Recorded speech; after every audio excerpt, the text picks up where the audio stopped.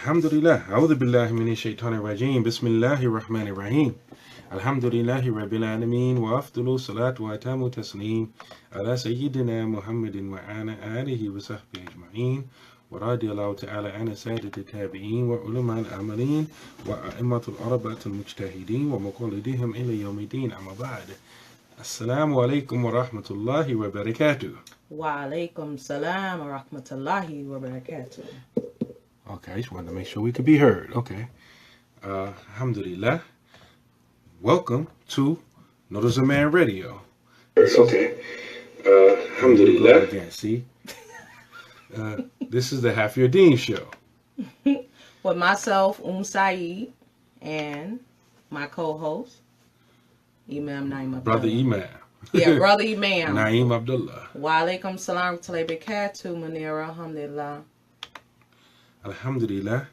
You can open up a little bit, inshallah, while I share the page. Alhamdulillah. Here we go again before you, alhamdulillah. I hope everyone's fast is going smoothly, alhamdulillah. I pray that you haven't been tempted to pick up that Snicker bar or that drink of water or taste your food, even though it may be permissible to taste it, but you don't even want to do that. MashaAllah. Alhamdulillah.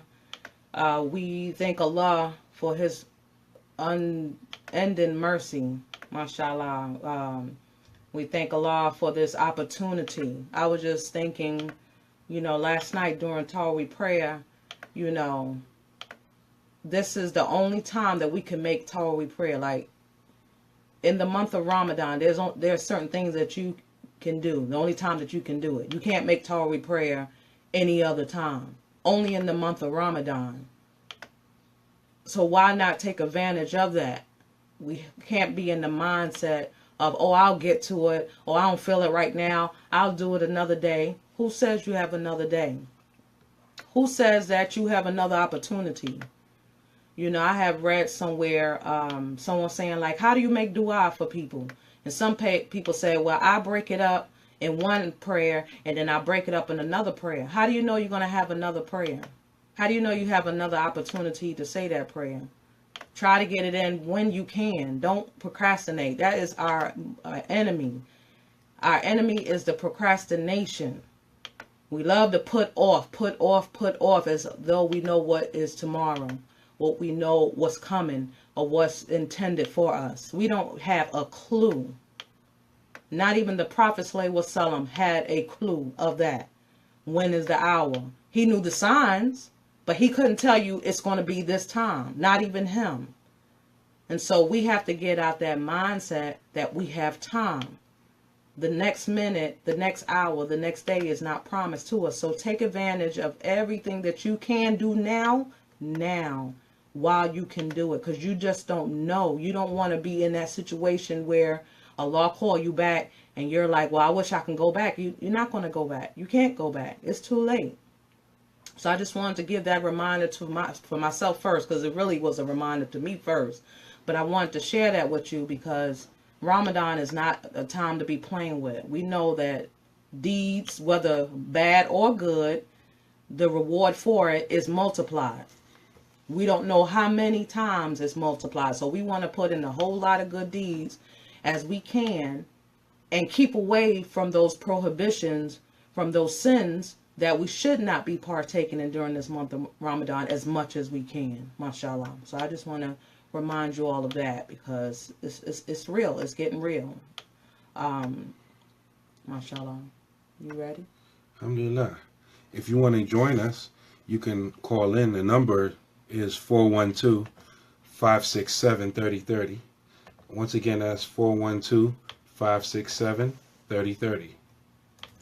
That's our call-in numbers. Alhamdulillah. Wa alaikum salam rahmatullahi wa barakatuh to Imani on Mixler. Wa alaikum salam wa barakatuh. Alhamdulillah. I see her and Abdul Rakib listening in. Alhamdulillah. Alhamdulillah. May Allah reward you both. Ameen, ameen, ameen. Alhamdulillah. So what's going on? Well, it's a whole lot that is going on. Just the other day, an unfortunate incident occurred. It's just mind-boggling.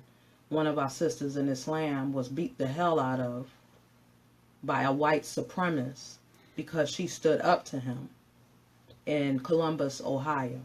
Mm-hmm. And he knocked her out and knocked out 4 of her teeth, fractured her face. Face is swollen, all types of stuff. And I wanted to cry when I heard the story, because this punk.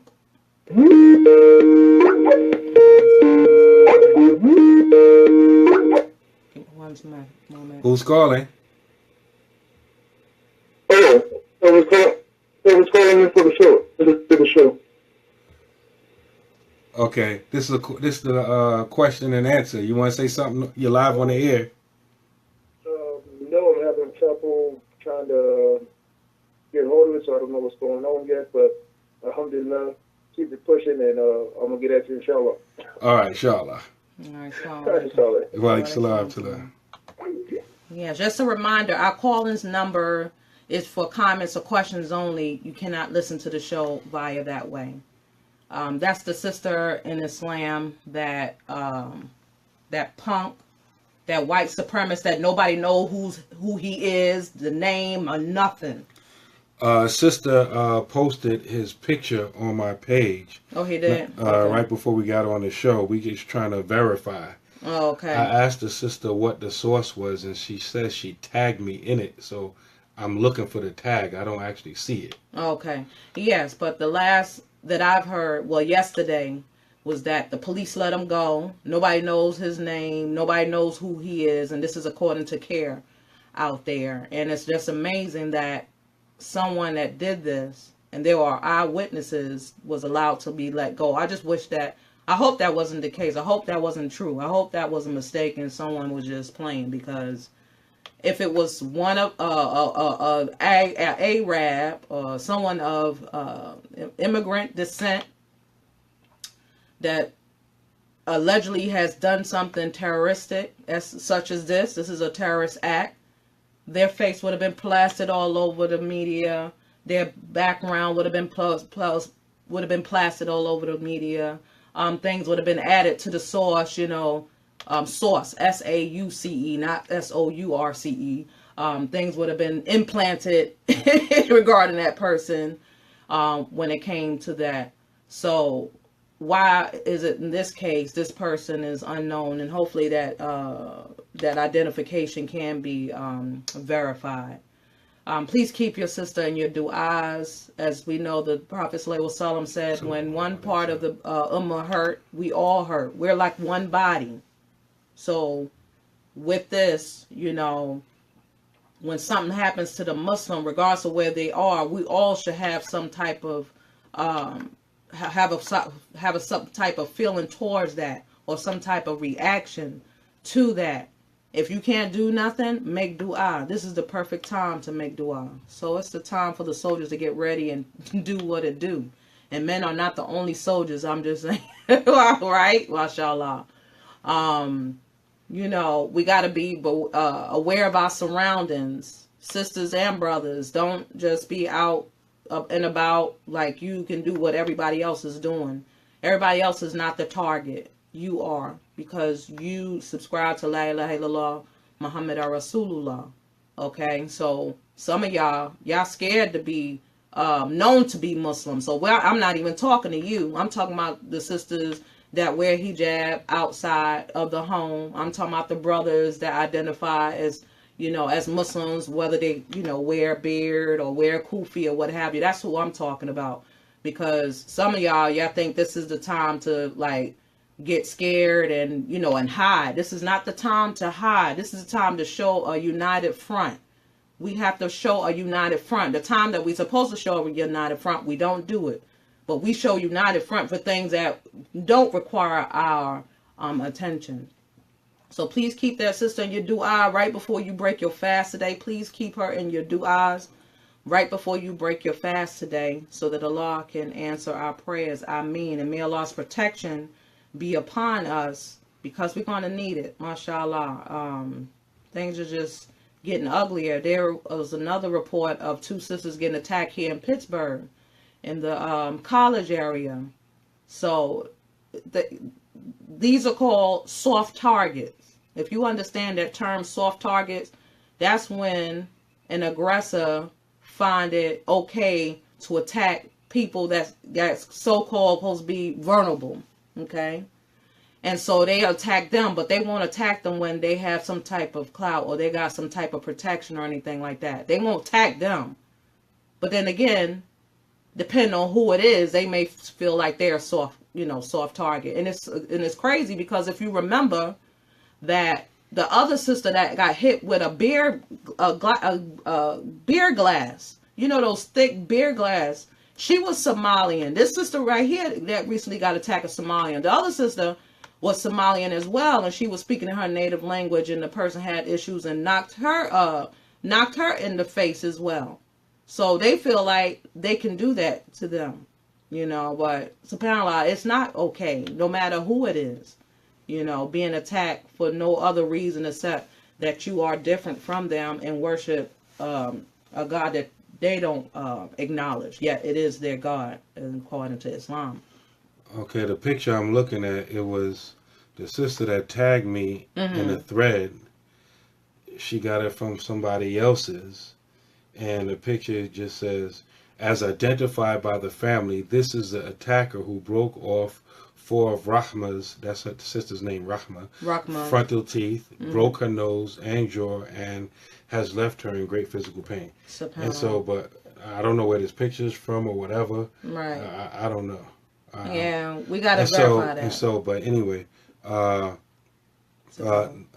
thing that a lot of people are not mentioning is that the dude lives in a complex where, if you watch the CARE news press conference they did yesterday, the dude lives in a complex where this all happened at. Apparently there's some type of housing or apartment complex, and he was having a verbal altercation with another sister, and then this sister intervened and apparently tried to tell his sister to go in the house because this person has been apparently talking trash for a long time.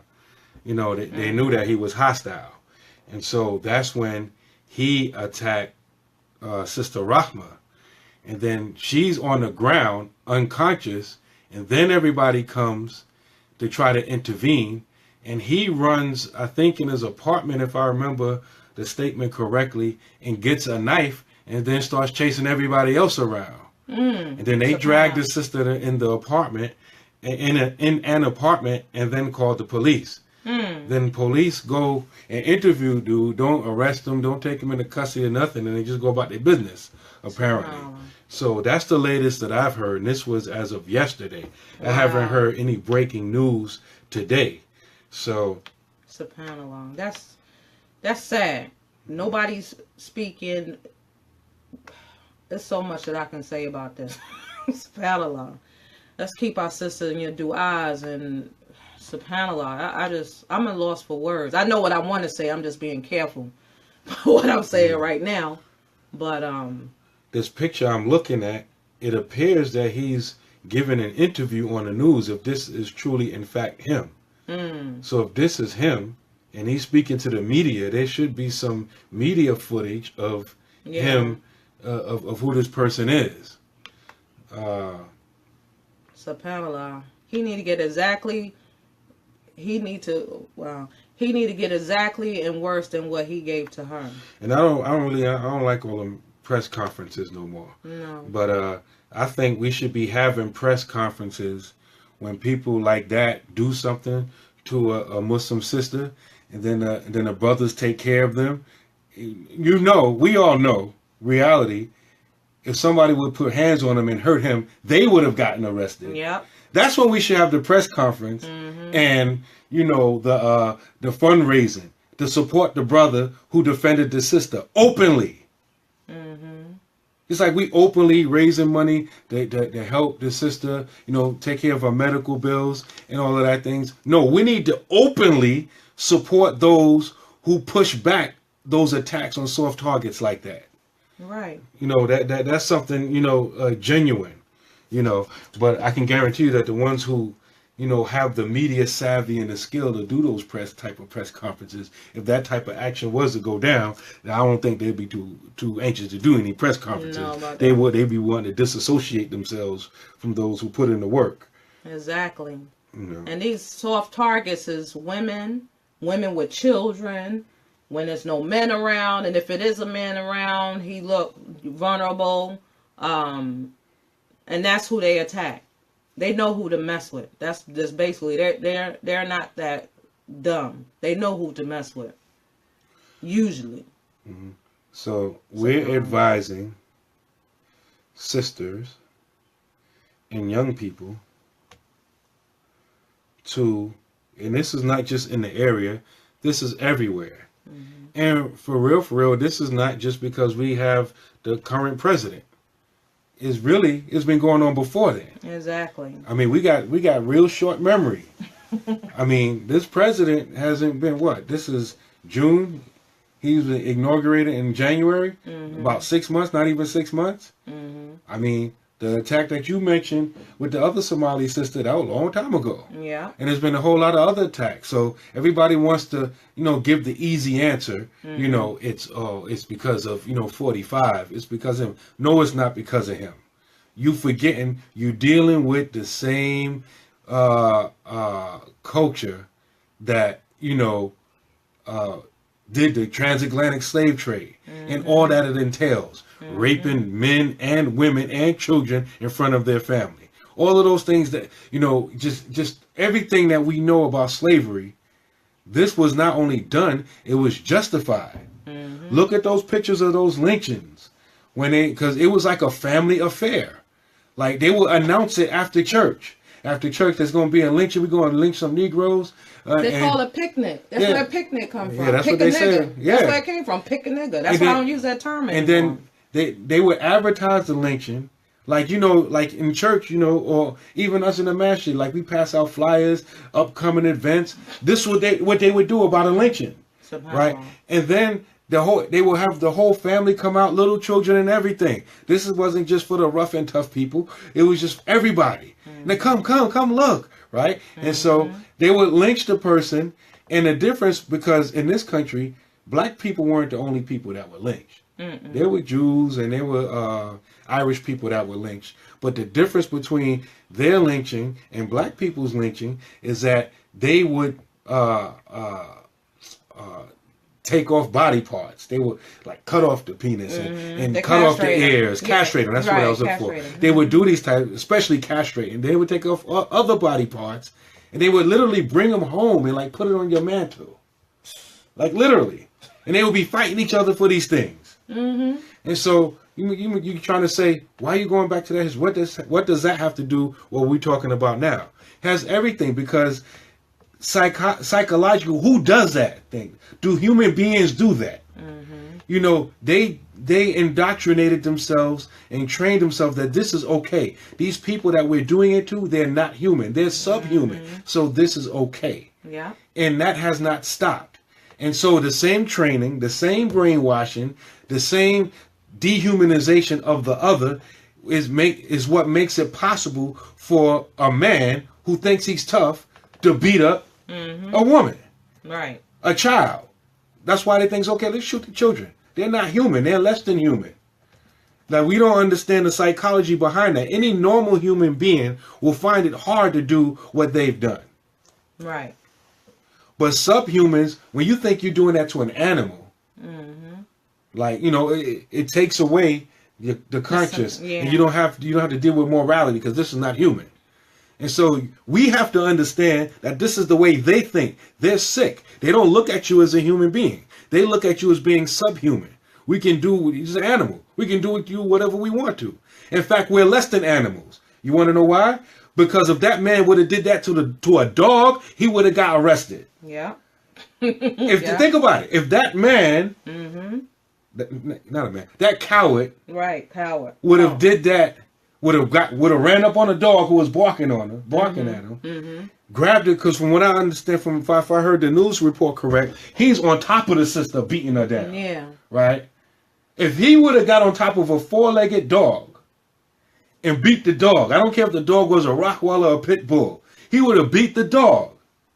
They would have came and locked him up. Yeah. Cruelty to animals or whatever type of charge that they have, right? Yeah. Mm-hmm. He'd have been locked up. Right. So this is telling you that Muslim sister, her life, her safety, her well-being is less important than a dog. That dog is more important. Yep. And this is not just a one-off. This is repeatedly. When they framed Imam Lukman out of Detroit, Rahimahullah, and they shot him, and their police dog was shot. What did they do? Did they airlift Imam Lukman to the hospital to try to save him? No, they airlift the dog and try to save the dog. So the dog is more important than certain human beings. Yeah. Animals are more important than certain human beings. There's a psychology behind that. And that's why it makes me sick when people try to appeal to the logic and morality of these people. They don't have no morality. They don't think you're a human being. They don't have any. That's why if it ever makes it to court, you can have a jury of 12 people that can see a shooting on camera and everything. They look at each other. You see any wrongdoing? No. Nope. What's wrong? Nope. Yeah, we got the camera. Yep. He had his back turned. He shot him. He wasn't running from. He wasn't convicted of a crime. Oh, well, but do you see any wrongdoing? No. You know, because you don't understand what you're dealing with. Also, let's go back to slavery. What justified them to treat us as we did? Treat us as they did. What justified it? What they used? They use a few things. They used the Bible, the book of God, supposedly. They used that. And if you watch, and this is just something, temporary for those that don't understand, Birth of a Nation. That movie right there, that was an excellent movie in my opinion. And what did he do? Because I really didn't have his, I read a documentary on... you read a documentary? I read a biography, right? I read the biography about that. What, Nat Turner? Nat Turner. You got to be aware which one you read. Right, you got to be aware because they try to make him a faggot in this biography. I owe the bit life. But anyway, that's beside the point.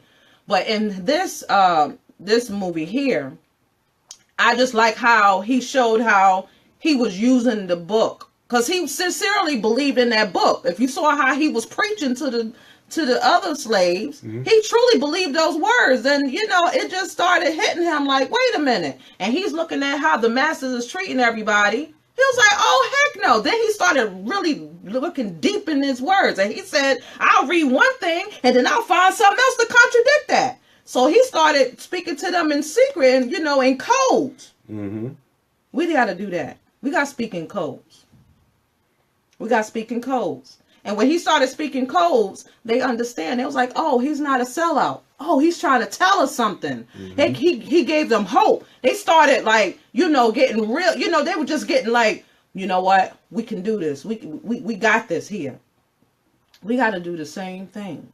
Exactly. Because he's speaking in a language. We got to stop using their language. Because when you start using their language, they know what you're doing before you even do it. That's why I try. Or what you think. I try my best that whatever I'm talking about, I try to translate it back into Islamic terminology, right? And make what I'm talking, because that's what you're supposed to do anyway. Right. Whenever you're dealing with something, you see what it fits, how it fits in Islam. What category is it Islamically? Then you understand it. Right. You don't take what you're dealing with, then try to make Islam fit aroround it. No, right. you fit it properly into this proper category in Islam. Exactly. Wa alaikum salam to barakatuh, Fatima. For instance, we know every Juma'ah. That's what the Prophet ﷺ called it. That's how we should call it. We got to stop calling it Friday. I know it's something that we grew up on, and it's known to be the day you get paid. It used to be the day that you get paid. It used to be looked at something as something to look forward to. But we got to stop calling it Friday because it has an implication to it. What's the implication? What do Friday mean? I forgot. depending on which angle you come from, it refers to one or several pagan love goddesses from a few different traditions, Germanic, Roman. A goddess. Yeah, we believe in one God. Love goddess. We believe in one God, the creator of everything. That doesn't have any partners. That no one begotten. You understand? That doesn't have a beginning. See, we got to think in those terms. And you're not thinking like that, then everything that goes on and being said, it just flies over your head. You don't see the big deal or anything like that. You got to be put Allah in his place. Allah isn't in the place. He's above he's above anything that we say about him. He's not above his creation in the arsh. No, he's not. Allah is, he is, how can I say it? Say it the way he said it. Laysa kamithlihi Yeah, laysa kamithlihi shay'un. He's nothing like his creation. Exactly. He knows everything. You understand? Everything is submits to his power. Nothing happens without his will. You got to put Allah where he is. If you don't know who Allah is, then everything just gonna fly over your head. You don't know how to put it in context. You don't know how to fit situations. You don't know how to stand situations or anything like that. You got to have God. A lot of people are connected from God. Allah is disconnected from Allah, and they don't understand that. They are cut off. So that's why they do what they do. Anybody with God conscience will not beat a sister like that in the face. Someone that's connected to God will not do that. And this is why, SubhanAllah. This is why Allah describes them as animals. It's a adullo sabila. They're even worse off than animals. Animals don't even do that. SubhanAllah. You know, and so, where do we go from here? This is the month of Ramadan. That could have been any one of us, meaning our sisters, anybody else, and I'm pretty sure there's many more that it has happened to. Like, for example, we just finished hearing about the situation in Portland, Oregon, on a train where this white supremacist thought he was yelling at two Muslim sisters or whatever he thought. One of them was Muslim, one of them wasn't. Right. Three men stood up. Right. And defended them. Right. And two of them lost their lives. Yep. SubhanAllah. You know, and that's what men are supposed to do. That's right. May the prayers go out to the families. Yeah, prayer goes out to the families. Like, they stood up. They lost their lives. They didn't wake up that morning thinking, "Oh, I'm going to defend a sister against a white supremacist." They didn't wake up. You don't know your place. And I was listening to a discussion about that today, and they were saying how the people from the area say that, you know, it's actually not surprising when you think about it. Because they say out of all the major cities in the country, Portland, Oregon is the whitest large city. And at one time, it had the highest Ku Klux Klan membership in the whole country. It's like 76 or something like that % white. And so everybody that's non-white, meaning the natives and the blacks and all that, they feel extremely isolated and intimidated. So for them, it's like, about time it happened. Right. You know, to them. And so for us as Muslims, and again, the big elephant in the room is hijrah. Right. Number one, hijrah. When you came here, I mean, did you look at the judgment of Allah subhanahu wa ta'ala when you came here? Did you think, oh well, is this permissible for me to make hijrah to America? Did your parents, if it's first, second generation, did your parents come through here or whatever? And if you're here, is it permissible for me to be here according to the Sharia? Right. Now, my observation and my experience is that all this, you said, well, ask the scholars. Well, which scholars? Because the scholars that's comfortable here, they're going to make it permissible for you to be here. Right? Hello. You know, there's very few scholars that make it permissible for us Muslims to be here. And the excuse that some of us have to be here is very narrow, according to the Sharia. You got to have hope for and be working towards the establishment of the deen in your area. And if you think that by you being there, that the deen will be established, then it's better for you to stay. That's what all the traditional fuqaha said. Right? But if you here and you think there's no hope, then you condemning yourself. You're sinful for being here. Mm. So that's the big elephant in the room. Right. But the reality is, right now, we are here. We are here. So what Now, do you do? So what do we do while we're here? Number one is, and everybody wants to be independent until you end up like Sister Rahma. Mm-hmm. We don't want to be held accountable to nobody, whatever. And again, I also blame all of those people who took the idea of community and Jamaa'ah out of the consciousness and the verbiage and the language of the Muslims. People thought at one time it was understood that, you move near the masjid. It wasn't even something you talked about. You became Muslim or you migrated, you live near masjid. Right. And the community is built around a masjid. It was something that was done. It wasn't necessarily spoken about because the people who really laid down the deen for us already established that. Like the Dar Islam movement, all of them, they understood that. Mm-hmm. And so, we listen to other people, and they came along and they started building masjids any and everywhere without regards to fiqh, without regards to who the other Muslims around, and they moved off into these isolated areas, and then the Muslims who built these masjids in these isolated areas, they themselves lived far away from the masjid and isolated from other Muslims, and so they become easy pickings. Mm-hmm. And it makes it hard for all of us. And then for those of us who don't fall in these categories, we let our jobs tell us where we're gonna move to. We make hijrah for the sake of dunya, as the hadith says. We move. Well, I moved from this city to that city. Why? Because my job relocated, or I wanted this nice job, and so the Muslim community and where I'm going to live near the masjid and the safety of my family, all of that was an afterthought. Mm-hmm. You moved where you moved because you wanted to move there for some reason for dunya. Right. And so now we got these situations where the Muslims are spread out. Mm-hmm. And we forget, it's just obvious. Community helps the people, the families thrive. Like your household is a representation of the society as a whole. We try to make it like a disconnect.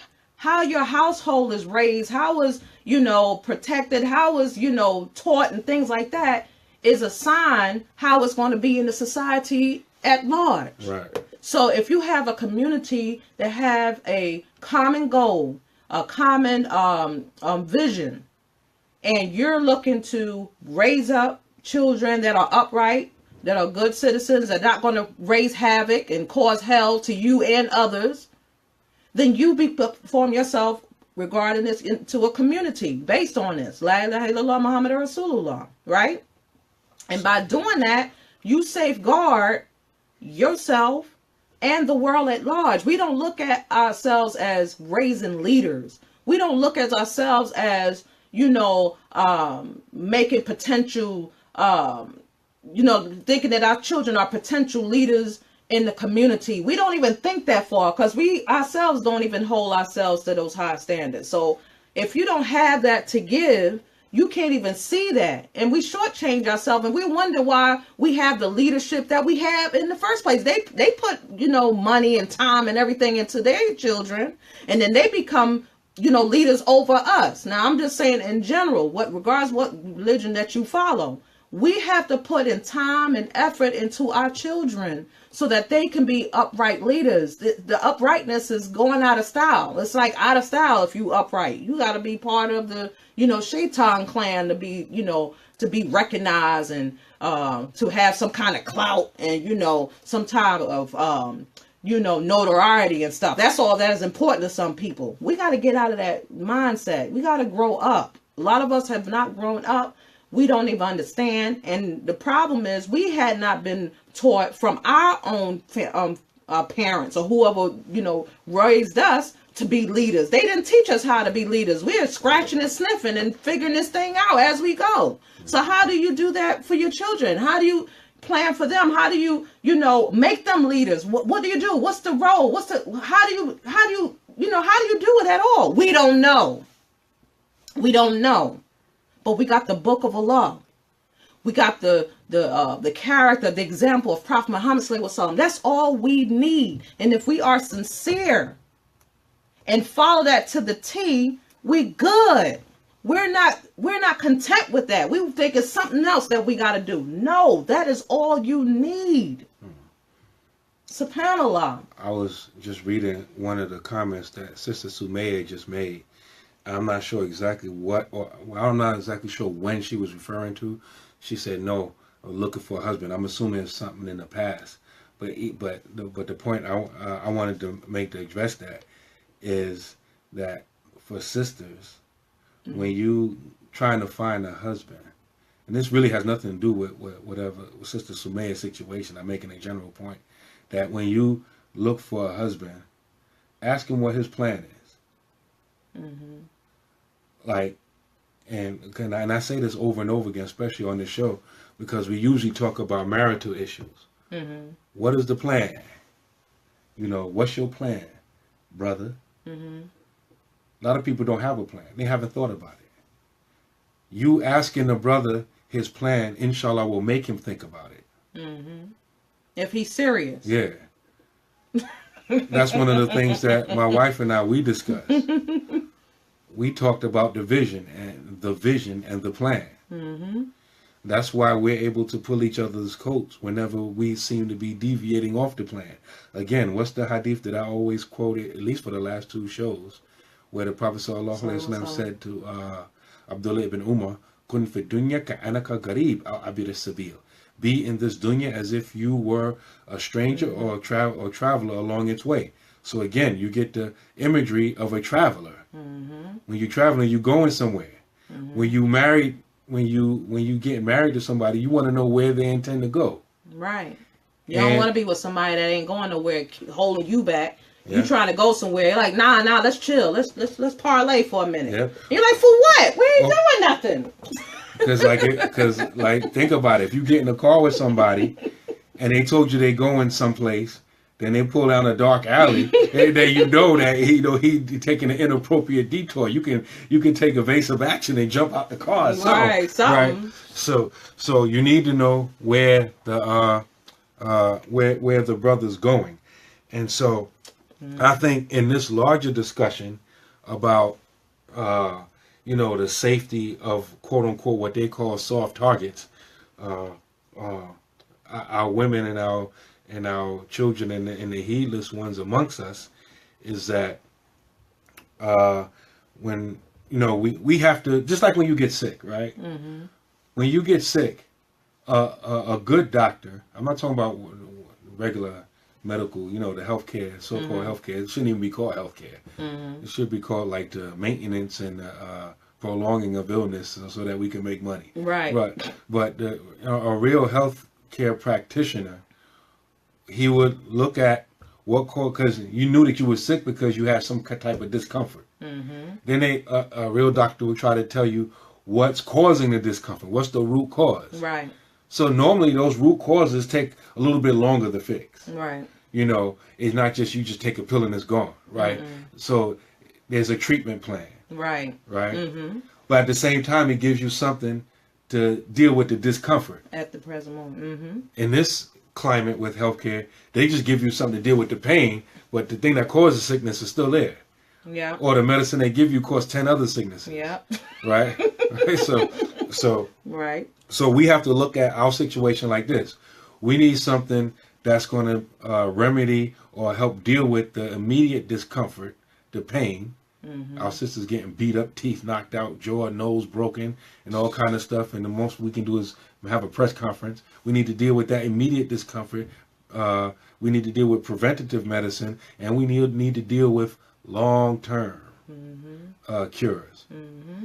The short-term cure and I've been reading different threads. A lot of sisters don't like this, but they need to find chaperones, or at least move in groups. Right. And at the very least have somebody know where you're at. Exactly. And especially now, a lot of us, we go to the masajid, and we leave after iftar, or even we leave after Salatul Tarawih, late night hours. And You know, when I was growing up, you know, the rap group Houdini said the freaks come out at night. That's true. The people that's doing this are freaks. Right. You know, they're not thinking like normal human beings. Mm-mm. Let's see. I want, you know, you can't even make that make sense logically. You know, I'm a big strong man. Let me beat up this woman. Right. Right. So you know, they're freaks. You can't reason with them and logic with, like, and Malcolm Al-Hajj Malik Shabazz said that when somebody speaks the language of violence, that's a language. Mm-hmm. Just like sign language is a language, English, French, Spanish, all of these are languages. Right. When somebody communicates using violence, and that's how this freak, this beast communicates, with violence. Right. And as Malcolm said, you can't speak to somebody in another language. They're not even going to understand you. You can't speak morality, dignity, common sense, love for your fellow human being to someone that's speaking the language of violence. He don't even understand what you're saying. Mm-hmm. They only understand violence or the potential for violence. Mm-hmm. That's why, like I always tell the women in my family, when we walk in and we in those places where we're vulnerable, I like to walk a little bit backwards. And like, not backwards, but in the back. Because the first time, and it's always funny because I see it almost every time. The first person they see is the women. So you see the little chest come out, you see the little head movement like they want to do something, and then they look and see, oh, there's a man with them. Then it's like, and I'm not intimidating looking. I got glasses, dirty looking. But even with me, imagine if you swole and you work out and you got that gorilla beast look on you. They really gonna be like, they ain't gonna look. But they even get, a lot of them even get polite. I see the look. Oh, let me get the door for you. Yeah. But I do want to make a suggestion. After I seen what happened to the sister yesterday, I immediately went online to look for some pepper spray. They got pepper spray. If you don't have one, I think it's a good idea. It's a good preventive in case you have to go out. I was looking at them. Some of them got 25 pumps, police grade. And, you know, somebody trying to come up in your area, you spray that sucker in the eyes with that mess and get away. Mm-hmm. But if you need to be out at night, we shouldn't be out at night, but yes, we go to iftar and it's Ramadan and all that stuff. Be with somebody else. Have your phone on. Make sure it's charged. You know, let somebody know where you at. Don't deviate from your route. If you told somebody you was going to A and then you end up going to B, how do you expect them to get to you in time? You know, plan your route, plan your travels, because they're watching us and they're looking for every opportunity to get at us. And so do whatever you can to, you know, if you happen to see yourself in a situation, do whatever you can to upset them so that you can get away. So, yeah, the spray on your keys, yeah. Right, yeah, if you don't have the spray, the keys will dig you out. If they get that close, I don't like nobody getting close up on me. I'm always like looking at, I don't like nobody in my area. If they are anywhere close, like see how I got my arms out? If they get any closer than that, that's the danger zone. I don't like that. That's too close to me. Okay. So if they're like in your area, just watch out for anything to jump off. Cause some people, they're so quick to do stuff. A brother asked what happened. This is what happened. A sister got beat up by alleged white supremacist in Columbus, Ohio. He broke her nose, broke her jaw, knocked out 4 of her teeth. She was unconscious. And, you know, she was trying to defend another sister. So this is what we're talking about, inshallah. This is what happened. Kick them in the And shin. this is not the first time. And this is not, sad to say, it's not the only time it's going to happen. No, it's not. Kick them in the shin. You know, the shin is very sensitive there. If they're big, don't matter. Kick them in the shin. Do whatever you can do to get away from them. Don't get in there. Yes, don't get distracted by the phone. Yeah, we like to be in our phones and texting and stuff, seeing what's going on. No, stop doing that. Alhamdulillah. If you out and about, pay attention to your surroundings. Even if you in your car, pay attention, because they can do stuff to distract you on the road. And you don't want to be like that. And also, I told this story before, I think. I was in the airport with my daughter, and we were traveling, and I noticed that these two white guys were we were at the gate, and you know they had a little bar where you could buy snacks and stuff, and this dude was like eyeballing my daughter like hard, drinking, like talking trash, like trying to hype himself up. So like I sat down and just looked at him, made eye contact with him. I don't even think my daughter knew what was going on. I'm looking at him, and then he stopped looking. Then he kept looking at me to see if I'm going to look, and I'm looking him dead in his eye like this, like leapfrog. Go ahead. And he, another drink. And I'm like, all right, hype yourself up, get drunk. It ain't gonna help you. Go ahead. Right. I'm looking, and then he finally had to turn his whole body away from me and fully engage his friend because he was talking to his friend at the bar, but his back was almost to his friend, staring at my daughter. Yeah, subhanAllah. And when you out, especially the sisters, don't walk with your head down. Like if you're in a store or someplace, keep your head up. You know, don't walk like, you know, like you looking pitiful and feeling pitiful. No, walk in confidence because they don't know how to take that. And then if you have to speak, you speak with confidence. You don't speak in a tone that, you know, I can get them or whatever. And just be prepared for anything. It ain't just men that be acting up. It could be the women that might feel like they want to do something. Yeah. Don't let that. Exactly. It's not only men. I'm sure, especially those of you who are on social media, I'm sure you've seen plenty of those clips where those women are in the supermarkets talking trash and trying to intimidate Muslim women. And so, you know, we need to. Mary said, "I'm licensed to carry, so I'm standing my ground."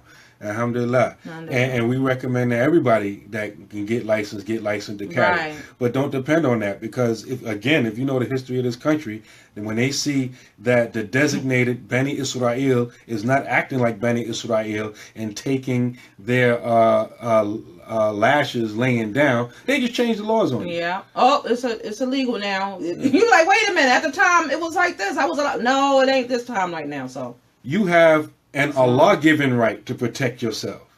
Nobody gives you the right to protect yourself. Allah gave you that right. Don't let nobody say, well, I can't protect myself because, you know, the law says I'm just supposed to let this dude kill me. No. You know, part of the deen is the preservation of life. Right. Even when you dig deep into the reasonings for the ahkam, the legal rulings in the Sharia, one of the reasons that is permissible to take a life is to prevent taking of life. Right. I mean, I know it flew over a lot of people's head, but when you dig into the reasons behind certain laws and reasons why it's permissible to kill somebody according to the Sharia, is one reason to prevent that person from killing more people. Exactly. And we see in the movies, you know, somebody coming in, you know, the aggressor is coming after somebody and they pick up the person that's being attacked, pick up something or what have you. Sometimes they may get the gun, you know, that the aggressor have and shoot him with it or whatever. It's the same difference. You know, it's the same thing. You don't say, oh, don't hurt me. No, they don't know that That language. makes them more bold. That's another thing. Begging for your life, please don't hurt me and all that. You have to understand that they're nourished by your tears. They get strength. They feel more emboldened to do more of what they're doing when you show them weakness and fear. Exactly. You feel like that can't be right. It's not right. It's not correct. It's just the way it is. Sometimes, you know, I've even told my children, you never ever get in the car with anybody. Oh, I'm going to kill your mother. I'm going to kill your family if you don't get in the car. We'll go get them. We'll go get them. Kill me now. Because you may never find your body. Your body may never be found if you get into that car. So you tell them, whatever you want to do it right now. Whatever it is, Allah got it. Whatever. You know what I'm saying? That's the attitude. We got to stop being scared to die. And it's hard to, like, communicate this type of things to people who ain't never been in the streets. Because, like, I don't know, some of you watching and listening, some of you been in the streets. There's certain things you don't even have to have a conversation about. I don't care if you from one hood way on the West Coast and you come to some East Coast city and there's some beef just jumped off, some words just sparked and you walk, your gut tells you something ain't right. Or it's about to jump off. And what did you told me? Turn down the volume. No, it's a volume. Media. Turn it down. Ain't that what you told me the other week? Good. right? And so, you know, you know, like, yo, what's up? Why they looking over there? Why they all posseed up like that? What's going on? Right. Oh, let me move over here. It's about to go to hell, right? But a lot of people that don't have that, they just You see a group of people. Like I be looking sideways when I see a group of young people, whether it's a group of females or a group of males. You don't know. They like to jump on one person. They don't play fair. They don't just meet you and that person or whatever. They'll all jump on you and start. So I'm looking at them like, you know, like one time I was with my children and they was I was outside the store and I was letting them go inside the store. And there was like a group of them was, you know, walking by and they were looking at my people like, you got a problem? Because I wanted to let them know like they're not by themselves. Exactly. And they was like, you know, like taken aback that somebody said something. They were like, no, and they, you know, they was still acting or whatever, but they kept it moving or whatever. So you got to let them know that your peoples is protected or they're not by themselves. And some people that's on the street, you may be that person. Somebody may be getting done in and you happen to be there. Let them think that you're with that person. Yeah. You know, you be their protection. Because they'll think, oh, they're not by themselves and stuff like that. So we got to look out for one another. Yeah, like a lot of our immigrant brothers think showing fear is going to protect and hurt them. They've been here since the 60s and the 70s. I should hope they learn by now that showing fear and going meek, it don't work like that. No. You don't know what type of animal you're dealing with. No. Like, they're like dogs. And when a dog is barking at you, if you run, he'll chase you. Yeah. But if you go towards it, he'll back up. Right. Unless he's been trained otherwise. Right? Keyword training. Right? So, another thing is, like those of us who grew up in the hood, like say you may be in a wrong hood or a hood where you don't know nobody, and you walk on the block, and there's a mob of people. Mm-hmm. You don't know them. It could be hostile. They could be messing with people. Mm-hmm. You know that if you walk on the other side of the street or turn around, you already seen each other. Mm-hmm. They may start messing with you. Right. You know, if you're from the hood, you know you got to walk through that crowd. Right. You know you might be scared, but you got to do it. Right. And 9 times out of 10, if you walk through, you know, walk through, ain't nobody going to mess with you. Right. Like, yo, it's just the nature of an animal. Mm-hmm. Oh, he ain't scared. He ain't walk over. Right. It's the same thing with these people. You show fear and all that, you going to make them more bold. Yep. Exactly. Subhanallah. May Allah protect us. Subhanallah. Woo! Subhanallah. So protect yourself at all times, but especially during the month of Ramadan, because a lot of us are more engaged in the masajid, and and I don't know if this type of stuff don't wake us up. I don't know what's going to wake us up. Oh, I got another suggestion. Mm-hmm. Do not go home the same way all the time. Like change your route some. Yeah. You know, because you don't know who's watching you, and you don't know what neighbors or who you just don't know, because people go by patterns. If you have a pattern, that's more likely their way of getting to you than if you don't have a pattern. They don't know when to come. They don't know when you leaving out. Oh, she usually leave out at 9, but she coming out at 10. Oh no, she came out at 12 o'clock. They don't even know. You change it up on them. So change your route every, so often.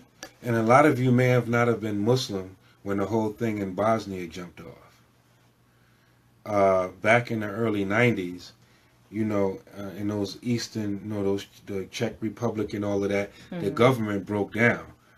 And so, long story short, a lot of Bosnians, they were being slaughtered by the Serbs.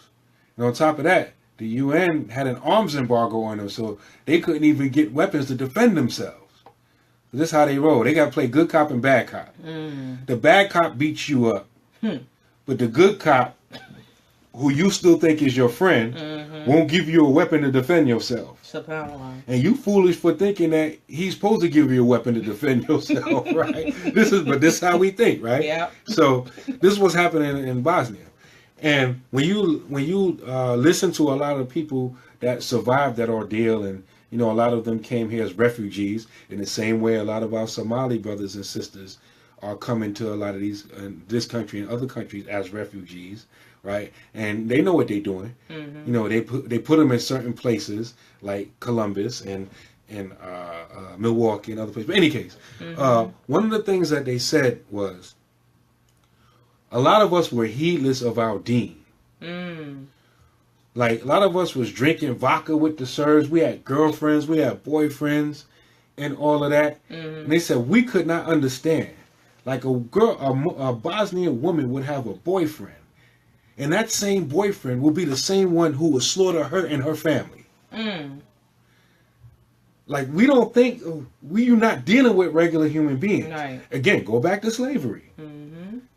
This is the same dude who will rape a woman, a slave. Right.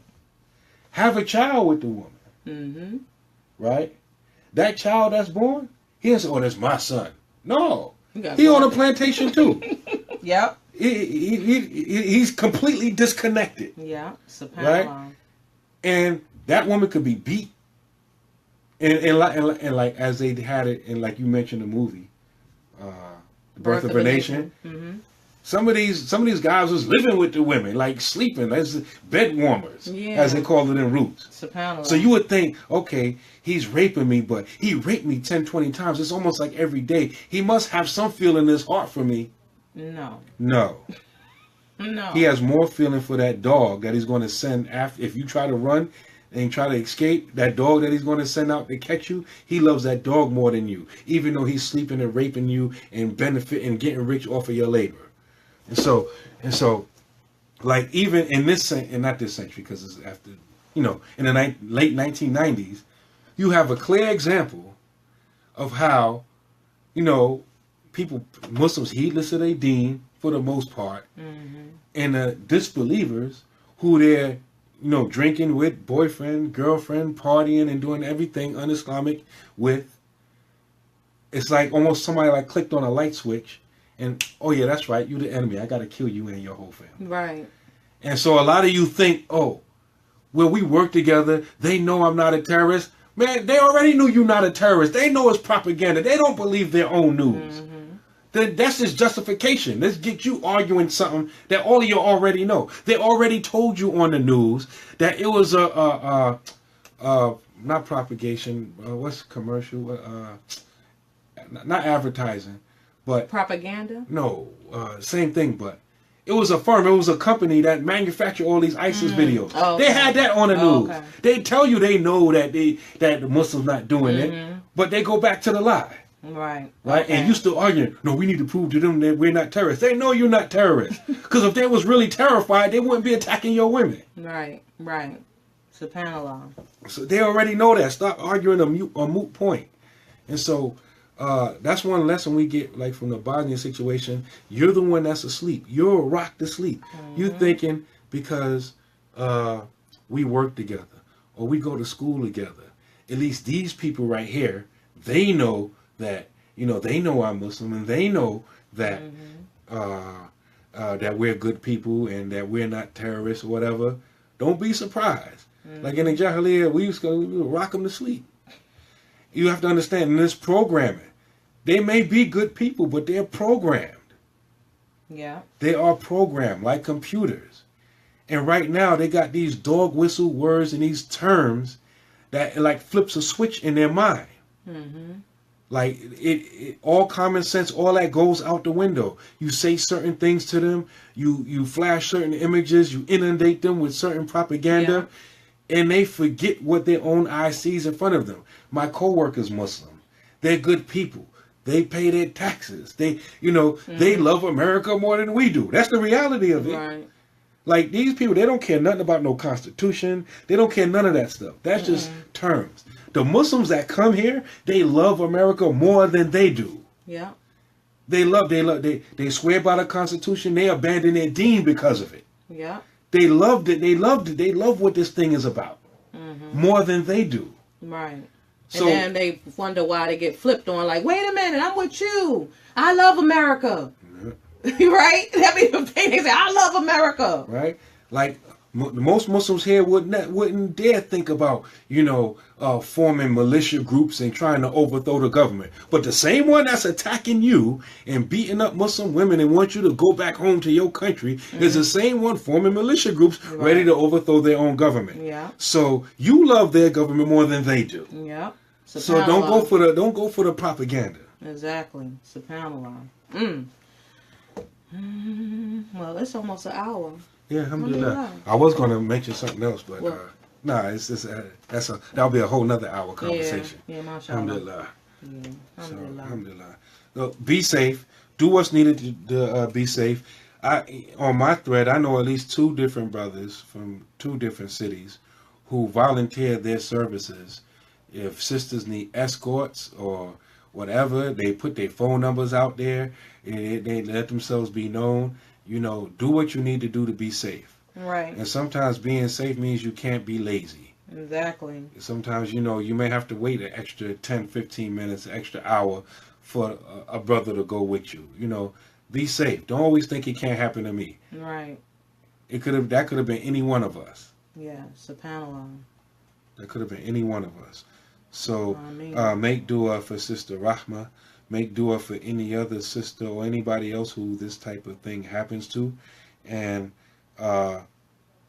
these things, you know, we got to man up. Sometimes it's necessary to take charges. What I mean, sometimes it's necessary for some of us to get felonies for defending our women.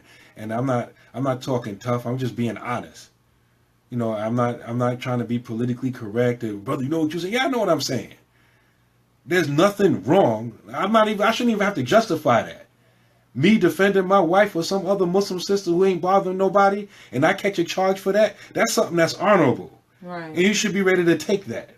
And the Muslim community should stand behind you. And they should not be scared or intimidated or embarrassed by the fact that they're standing behind a brother or some brothers who protected their women. Right. SubhanAllah. Allah says, Al-Rijalu Qawwamuna 'ala Nisa, that the men are the protectors and maintainers of the women. Notice Allah subhanahu wa ta'ala didn't say Al-Dhukur Qawwamuna 'ala Nisa, that the males are protectors and maintainers of the women. He said the men. So the fact that we can't protect and maintain our women indicates that we haven't reached the maqam, the level of being real men. Where the real men at? Where the men at? Y'all brothers, y'all got to step it up.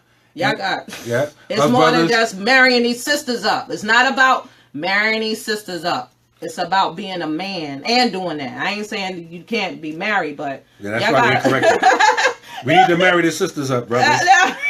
Now y'all have a responsibility, and it's not all about getting some females. That's not what it's about. Anybody can get a female. A dog can get a female. Yeah. You know, animals who can get they can get a partner. That's nothing. So for us brothers, we need to step it up, and you feminist inclined sisters who are determined to take feminism and somehow make it Islamic. Soldiers is hiding. Yep, they hiding. You trying to make this I don't need a man. Like many brothers said, a lot of you sisters, you know, you go on and on, and you don't need a man, but when something like this happens, you'll say, wait a minute. Wait a minute. I've been saying, wait a minute. Yeah. I remember one time, I'll tell you the story before I left, and this is before we leave. This is not, I wasn't Muslim at the time, but this tell you the status of men. I was walking down the street with my son. He was about 1 year old, real tiny thing, but he walked very well, and we was walking down the street. And so this dude, as I was walking, he flew past me and pulled the strap of my purse that I had on my arm, and it was a spaghetti strap purse. So I wasn't even really paying attention, but I was pulling on my purse. So eventually it snapped, and when I realized, I'm like, he stole my purse. It was men all on the streets. You think anybody ran over this dude? Nobody moved. You know who did something? Was somebody in the car that happened to see the situation and chase the person in the car. This was in Brooklyn. It ain't that much room to be driving and all that stuff. They was in the car, and alhamdulillah, they threw my purse in a garbage can that somebody happened to see, and they called, you know, the number that was in there. But there were no men then. That was about 20 years ago. That was like over 20 years ago. And nobody wanted to come to my aid. And to make it worse, I was just at the dentist not too long ago. I had gotten all 4 of my teeth that were impacted removed. So my face was swollen and I couldn't really talk. I had the lockjaw. And so I'm yelling. Nobody came to, come to my aid. And so when the police finally got there, they was like, what, they could punch you in the face? I said, no, I went to the dentist. It was funny because it seemed like I had got attacked. And I was just like, nobody came to my aid. I was on my own, and that wasn't a good feeling. Right. You know what I'm saying? So I can imagine the sisters now, why they feel that way. Like, I don't need y'all. Y'all ain't been there. Don't come now, but y'all need to be there. We just be running our mouths when we say that, but y'all need to be there. Be visible. Let people know that y'all out there. Stop hiding. Right. Stop blending in with everybody else. Let people know that you're Muslim and that you're here for your sisters, whether it's your wife, your children, your daughters, or what have you, that you're there. Nobody will know if y'all not stepping up. I can't really stand the blenders. You know what I mean, the blenders. Yeah. Not the blenders that you make my smoothie in. Brothers who blend in. Yeah, blending in. And the women are out there. Mm-hmm. Subhanallah. And, it goes to the other subject that I was going to mention, but I'm not even going to mention it. Mm-hmm. But it goes to it's our leaders and our scholars' fault. Mm-hmm. Because they bent over backwards trying to give a man a pass for not being identified as a Muslim. Mm-hmm. Right. And if the Ober's not wajib, you have all these, mm-hmm. you have all these things, right? Mm-hmm. And so, you give an inch, they're gonna take a mile.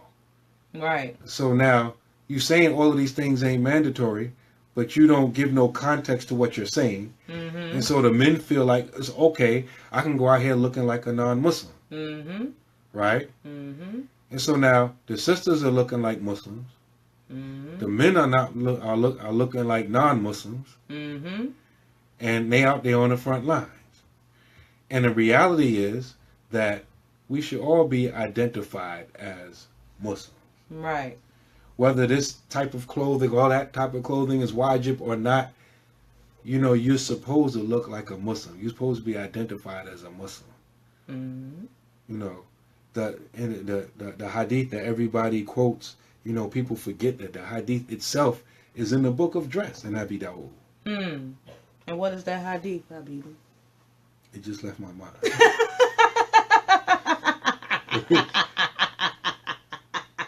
Man tashabaha biqawmin fahuwa minhum. He who imitates the peoples of them. Mm-hmm. The hadith is in the book of dress. MashaAllah. So, but people, one good thing that we're masters of is taking a truthful statement and then taking it outside of its context. Mm. So people will tell you, a jalabiyah is not mandatory. It's not wajib. Yeah, that's right. Mm-hmm. All right. So what are you saying? It's okay for the man not to be identifiable as a Muslim? And then if you go back and forth with somebody that's educated, they may tell you, well, we living in dangerous times. It could be dangerous to be identified as a Muslim. Okay, since you open up that can of worms, is the whole earth dangerous? Mm-hmm. Right. Well, no. Well, why don't you make hijrah? Right. There's a big old elephant in the room again. Mm-hmm. See, MashaAllah. But people, they're skilled in debate and argumentation, and most times they won't even let the discussion go that far. They'll sidetrack you and argue a point that you never made, and all that kind of stuff. So, but the point today's show: be safe. It's Ramadan. Brothers, protect your family. Ameen. Inshallah. Sisters, keep aware. Stay woke. Yeah. Tell your children to be conscious. Right. Do what you need to do to be safe. Exactly. Alhamdulillah. Alhamdulillah. Well, with that being said, we want to thank everyone for tuning in and joining in the conversation. I ask Allah to bestow His mercy upon us in this beautiful month of Ramadan. Please take advantage of all the ibadah that you can get into, take it in moderation, do what you can, mashallah. If it's, if something you want to do, sadaqah, you want to give more charity, this is the time to do so, mashallah. So, inshallah, we'll be back next Monday, inshallah, around the same time, because we did announce that we're going to be having our shows earlier in the day due to iftar coming up. But please keep us in your du'as, and inshallah we'll keep you in ours as well. Alhamdulillah. Alhamdulillah. And also, once again, make dua for the sister and put some money on her books, her launch good, her launch good campaign, inshallah. And again, if we get a verified identity of this person, his name, any information, put it on my page. I don't care about putting it. Put it on my page, please. Alhamdulillah. Alhamdulillah. Can you close out? سبحانك اللهم وبحمدك أشهد أن لا إله إلا أنت أستغفرك وأتوب إليك والعصر إن الإنسان لفي خسر إلا الذين آمنوا وعملوا الصالحات وتواصوا بالحق وتواصوا بالصبر. السلام عليكم ورحمة الله وبركاته. Ramadan Mubarak. Alhamdulillah.